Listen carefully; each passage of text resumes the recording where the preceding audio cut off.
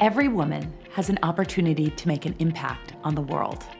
One way that I've decided to make an impact is tell these stories of ordinary women doing extraordinary things. My next guest, well, she's anything but ordinary. Shiza Shahid is the co-founder of the Malala Fund and the founder of NOW.Ventures. She's making an impact in profound ways, and I can't wait to hear what she has to say.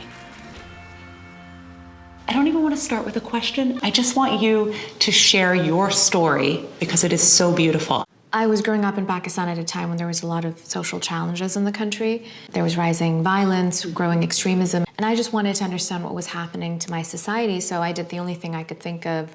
I began showing up at the doors of nonprofits and asking them to let me volunteer. And at 18, I ended up getting a scholarship to Stanford.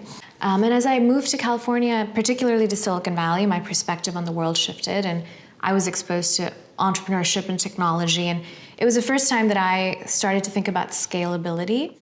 And was there a way to take what was happening in a place like Silicon Valley and apply that to solve the challenges in places like my communities in Pakistan? And one of the things I did was create a secret summer camp to help schoolgirls from the Swat Valley share their stories and advocate for peace in their communities. And one of those schoolgirls was, at the time, a little girl named Malala. She was 12 years old. And she was shot by the Taliban. And when she was shot, I had graduated from Stanford. I had started working at McKinsey, and I was very upset by what had happened. And so I ended up leaving my career at McKinsey to co-found with her an organization called the Malala Fund, and led that organization. And then after that, was with her as she became the youngest Nobel Peace Prize winner. Yes. So that was probably one of the most inspiring journeys of my life. And since then, I have been investing in mission-driven startups. I launched an angel fund to do that, and I've been spending a lot of time kind of sharing the stories of the companies I've been investing in and the work that I've been doing. What do you say to a young woman who's starting out in the world who wants to do good in her career? How does she go about doing that? I think it's so important that young people think about that aspect of their lives. Start where you are. If you're working in a company today and you feel like this work isn't entirely meaningful, you can find avenues of meaning.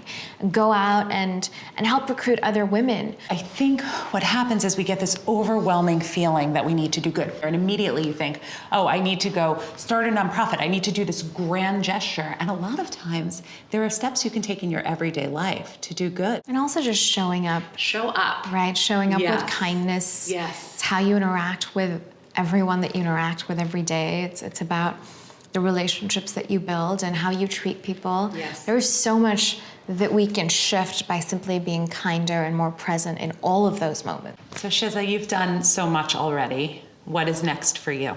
When I look at technology, technology has really transformed our possibilities. A girl born in my hometown in Pakistan today, for example, with a smartphone and access to the internet, has more information at her fingertips than a US president did 15 years ago. That allows us to reimagine how we solve the world's most pressing challenges, but I believe that we're missing the potential of technology to really improve the world. And in particular, in the developing world, we have technology, but we have people in the developing world as consumers of technology, Yes. right? They're not involved in developing technology and in shaping the future. So I want to help shift that. I want to help people in the developing world, particularly women, become producers in the technological economy. And I want to help elevate their skills, elevate their education, and link them to the kinds of opportunities that exist and to allow them to prosper and to really shape the future. Shiza, thank you so much for being here. It was such a pleasure to have you on, and you're just truly, truly an inspiration. What I learned from Shiza today is that all of us can make big impacts simply by starting with small, little things. And we can do that right now. So get out there, be bold, be brave, and do something great today. On the next episode of Work It. There's still such a need for people to experience these big, large stories.